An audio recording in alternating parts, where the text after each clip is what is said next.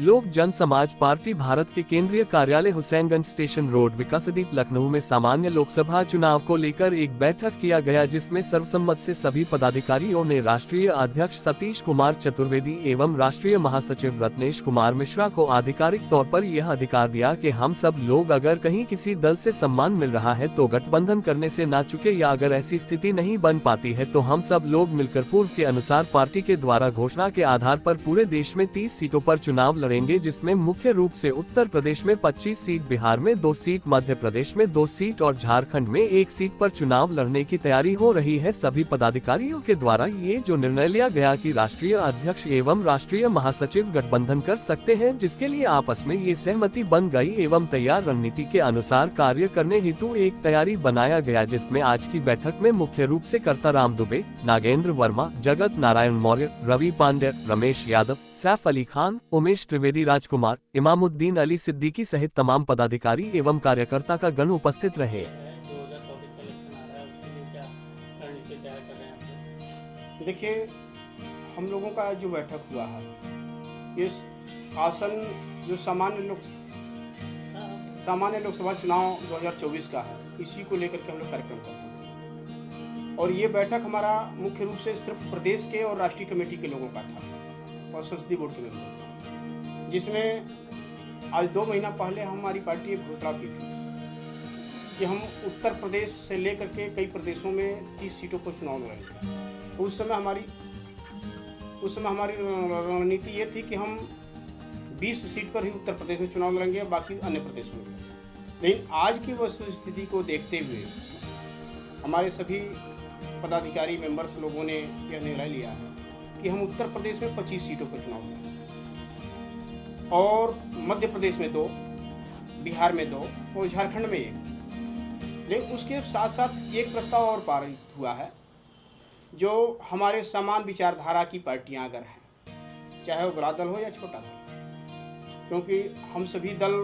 शुरू में जिस रास्ते पर हम चल रहे हैं सभी उसी तरह से चले और उसी तरह से हम आगे बढ़ने का प्रयास कर रहे हैं, बाकी लोगों ने बढ़ा। तो अगर हमारे समान विचारधारा से समझौता किसी दल से होता है तो हमारे संसदीय बोर्ड के सभी मेंबर्स, राष्ट्रीय स्तर के सभी मेंबर्स अपने सहमति में राष्ट्रीय अध्यक्ष यानी मुझे और राष्ट्रीय महासचिव रत्नेश कुमार मिश्रा जी को अधिकार दिया है कि हम लोग गठबंधन भी कर सकते हैं,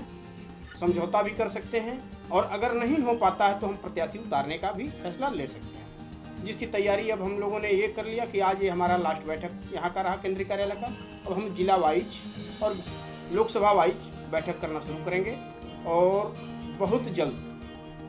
मार्च के पहले से दूसरे सप्ताह तक एक बहुत बड़ा हुंकार रैली हम करने जा रहे हैं लखनऊ में, जिसकी अच्छी खासी संख्या होगी और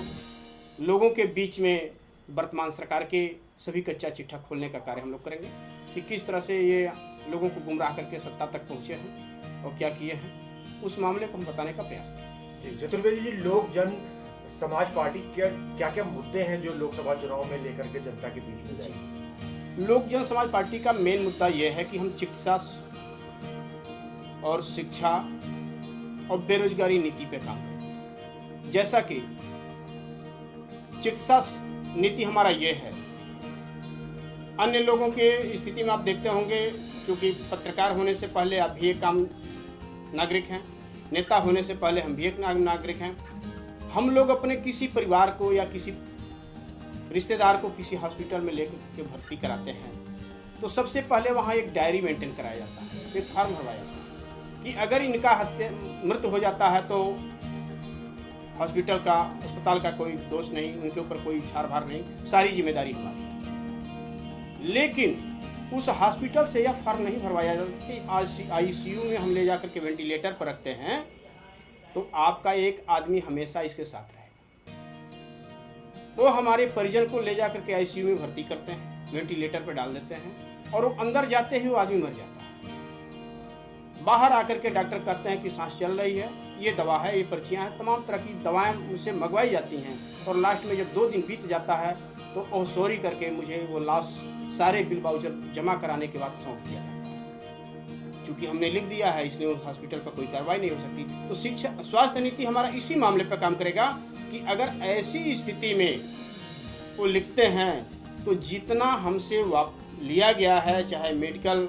पर्ची के नाम पर या उनके बेड के नाम पर, वेंटिलेटर के नाम पर, उसका 2 गुना धन मुझे प्राप्त करावें, वापस करें और उस अस्पताल का मान्यता रद्द करा दें। इसके अलावा और कौन कौन से ऐसे डिपार्टमेंट्स हैं जिसमें आपको लग रहा है कि सरकार ठीक से काम नहीं कर रही? दूसरा डिपार्टमेंट ये है कि शिक्षा संबंधी में आप आ जाइए। इसमें निपुण भारत और कायाकल्प मिशन सरकार ने चलाया, लेकिन होता क्या है, निपुण भारत सिर्फ कागजों में चल रहा है, कायाकल्प कागजों में चल रहा है। अभी 3 महीने पहले हमने एक आंदोलन किया था महाराजगंज जनपद में नौतनवा ब्लॉक, जहां विद्यालय बने हुए हैं लेकिन छत नहीं लगा, उसका पैसा सरकार ने अवमुक्त कर दिया। विद्यालय बने हुए हैं, उसमें खिड़की दरवाजे नहीं लगे, लेकिन सरकार ने पैसा अवमुक्त कर दिया। विद्यालय बने हुए, उस पर प्लास्टर नहीं हुए और 10 साल पूरा नहीं हुआ, घर भी बना। तो शिक्षा विभाग में सबसे ज़्यादा व्यापक भ्रष्टाचार है कि वो सिर्फ और सिर्फ धन अवमुक्त करना, उसमें बंदरबाट करना और अध्यापक को ही ठेकेदार बनाना, ये सबसे बड़ा भ्रष्टाचार है। चतुर्वेदी जी, क्या आपको लगता है कि 2024 के लोकसभा चुनाव में किस प्रमुख दल से आपकी टक्कर होने वाली है? देखिए, लोकसभा चुनाव में जो 2024 का ये चुनाव है, इसमें प्रमुख दलों की बात हम नहीं कर सकते, क्योंकि सभी दलों का टक्कर हमसे होगा, क्योंकि हम जमीनी स्तर को लेकर के जनता के बीच में जा रहे हैं। किसी एक से टक्कर मेरा नहीं होगा, सबसे मेरा टक्कर। चतुर्वेदी जी, राष्ट्रीय शिक्षा नीति को लेकर के भी पार्टी का कोई एजेंडा है? जी, हम लोग यही चाहते हैं कि पूरे देश में एक ही स्तर का शिक्षा नीति लगाया जाए, अलग अलग ना हो कि यूपी बोर्ड अलग हो गया, बिहार बोर्ड अलग हो गया, सीबीएसई बोर्ड अलग हो गया, इस तरह का ना हो। पूरे देश में एक ही बोर्ड हो, एक ही नीति हो। और इसी के साथ एक चीज़ और मैं कहना चाहता हूँ,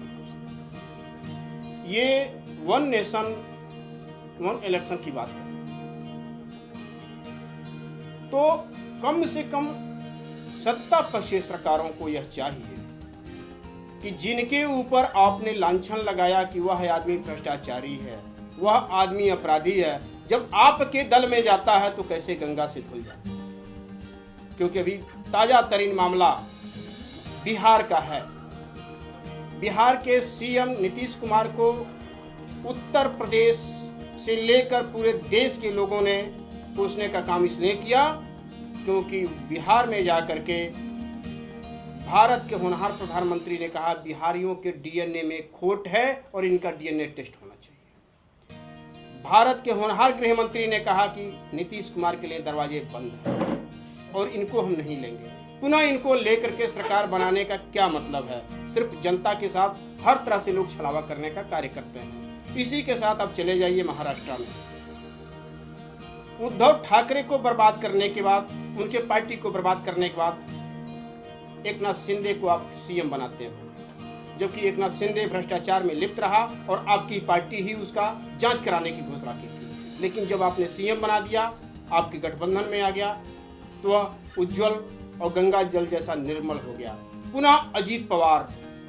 छगन भुजबल, इन लोगों के ऊपर आपराधिक मामले से लेकर के तमाम भ्रष्टाचार, तमाम घोटाले हैं, लेकिन जो ही आपके साथ जाते हैं ये गंगा से भूल जाते हैं। इसलिए मैं आपके माध्यम से केंद्र सरकार और प्रदेश सरकार से यह कहता हूं और यह मांग करता हूं कि अगर